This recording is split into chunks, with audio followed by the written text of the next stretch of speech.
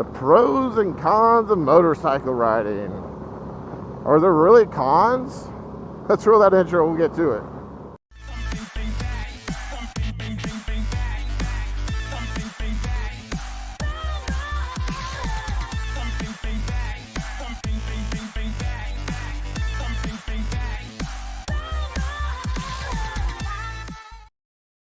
Hey everyone, welcome back to the channel. My name is Brett. We make the motorcycle videos and motorcycle vlogs here.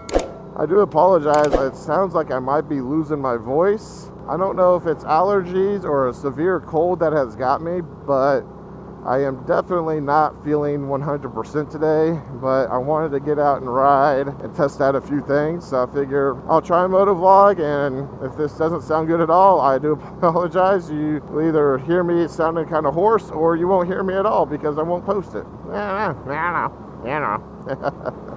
So today I want to kind of go over a pro and con list of owning and riding a motorcycle. We'll start with the pro. I want to kind of do it in a pro versus con fashion. So for every pro, I'm going to have a con, kind of like a debate club from high school. Only you're on both sides here. All right, so pro number one of riding a motorcycle. It gives you an incredible sense of freedom. Oh, freedom! Once you get going, everything just melts away and disappears. All it is you, your bike, and the road. Or maybe your friends if they're riding along with you as well. There's something that needs to be said about this freedom, because everyone always hears about it, live to ride, blah, blah, blah, blah, blah, things of those corny natures, but there really is a truth to them at the same time. I love the fact that if I'm feeling down or blue, for whatever reason, I can go hop on the motorcycle and I can go ride.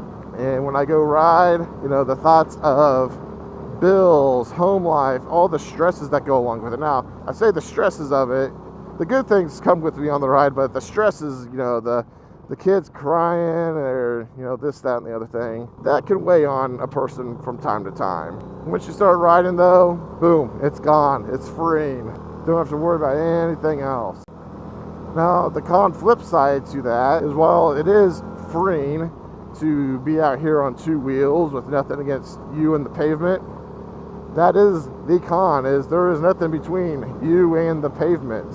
I am riding here in early part of spring, and this is our windy season. As you've probably heard me mention a few times before, whoa, Nelly, or danger, Will Robinson, danger, or something along those lines. Like if you look out there, I'm not sure if you can because I don't want to go that way. Look guys, there's no trees blocking my wind here. So while the forecast might say 15 to 20, when I get into these little valleys, I'm getting like 20 to 25, maybe gusts up to 30. It's actually one of the reasons I prefer city riding during the spring and fall versus out here in the country. So yeah, the con, it's dangerous. It's very dangerous to free your soul, basically, or free your mind. Free your mind. One wrong mistake and it's going to be a very, very bad day for you. I'm not trying to say that to scare you, it's just the reality of it. I have an Instagram acquaintance who had a blue SUV pull out in front of him the other day, and he broke 3 ribs, clavicle, whatever that is. The thing is, he's laying up in a hospital right now, unable to do anything. You know, that's something that we have to accept, is every time we go out, this could be the last ride, it could be one of the last rides, who knows what ride it's going to be. We take precautions, that's why I got helmet, gloves, boots, and jeans, and jacket on. So if something does happen, I've taken every precaution possible to prevent a catastrophe from happening. It could go from a bad day to a really bad day really quickly without the right gear on. And I'm sorry if this is sounding like a gear preach, that's not what this is. Just personal preference for wearing gear. All right, back to the pros. Let's get back to some happy thoughts. Let's talk about gas mileage. I'm not sure if you guys really realize this or not, but motorcycles, even the most powerful ones, such as kind of like when I'm on here. Okay, the VROD is not necessarily one of the most powerful motorcycles, but it does have a good substantial amount of power. The gas mileage that we get with these things is incredible. I think this thing averages 34 to 35 miles per gallon, which is, you know, a good compact car. Allergies are killing me. Can't stop coughing. Magic of editing, I'm editing those out. So this thing's getting pretty, you know, average miles per gallon. There's other motorcycles like my Dyna getting anywhere between 40 and 45. Sportster's getting upwards of 50. And then you got even some Hondas that get 60 to 70. When you think about that compared to what every other car is getting, every other car struggles, I feel like, to get 30. Now, obviously, they got the hybrids and the Teslas that are helping push that envelope a little bit. But for most things that are pure, still gasoline, high-octane crazy blood filling me up. you're not going to really beat a motorcycle in any of those facets. Now, the con of riding the motorcycle and getting all that gas mileage is actually the fact that you have to fill up a lot. So like with this bike here, I got a quarter tank left. I'm at 82 miles ridden so far. That's not terrible. This one will average, again, 30 to 35 depending on how much I do things like this.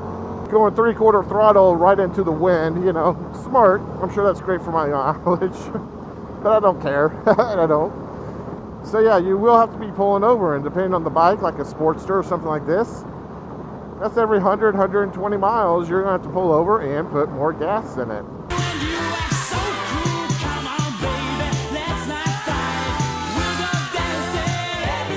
Now for someone of my nature and frame, that's okay, because I can't usually go more than an hour, hour and a half on the bike at a time before needing to take a stretch of some sort. So for me, it's usually a welcome thing. But if you're trying to put distance on your bike in a quick way, it's just going to take you time and time and time. I wish you had more time to get anywhere. Saying this, and this is really a pretty lackadaisical con, but I had to come up with a con to our good gas mileage, and that's really the best I could come up with, is you can't go as far on a motorcycle in one tank.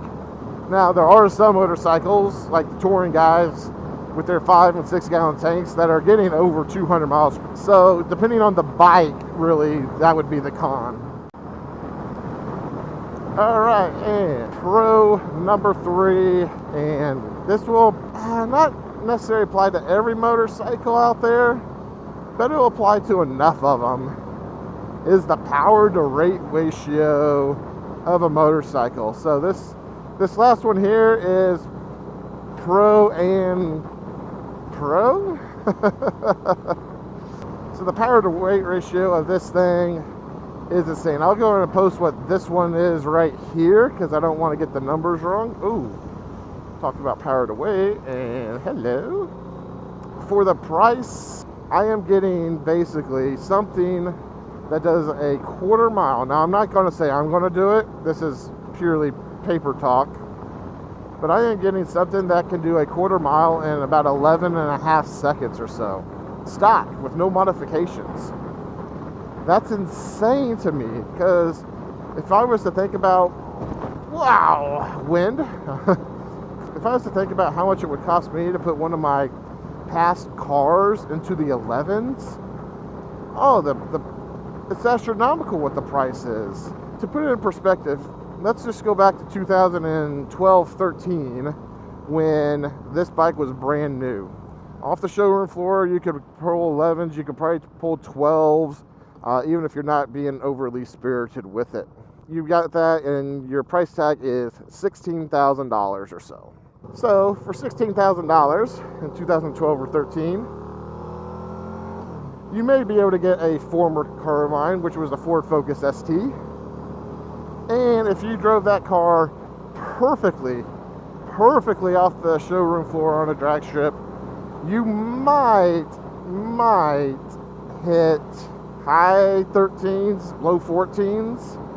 And you're only going to be able to do it once because it had such a terrible stock intercooler. You're going to overheat after 1 or 2 passes.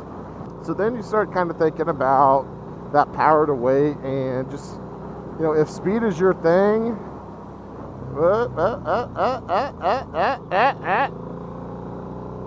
if speed is your thing, then a motorcycle might be for you. Now,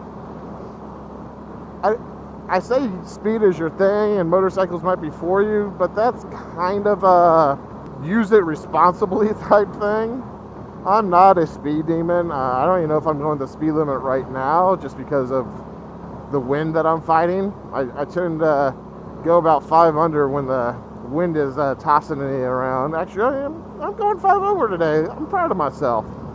But I got about a 10-mile stretch here of crosswind. So, yes, why we are so light, I guess, is that the con, that we are so light that the wind tosses us like a rag doll? And I honestly don't know. I feel like my heavier bike maybe even tosses me a little bit more. I don't know. I just know Kansas sucks for wind, and I get tossed around, and that's where the con of having a motorcycle versus a car comes into play. Is when you get tossed around in a car, you don't have any freak out moments necessarily. Yeah, there you go. Pro for a car in the wind is your vehicle probably has some sort of lane assist thing, so even if you're slacking in your riding or you're driving, it's going to push you back to where you need to be. There you go. I wasn't sure if I was going to get a con pro in for the 6, but we did. We got it. Yay! But that being said, though, guys, drop your pros and cons for riding a motorcycle versus a car, or truck, or SUV, or whatever you want to ride or drive. And I will catch you on the next dark side, because, of course, this is the way. Shut that blowing in a tornado into the next one. All right, see ya. Bye-bye.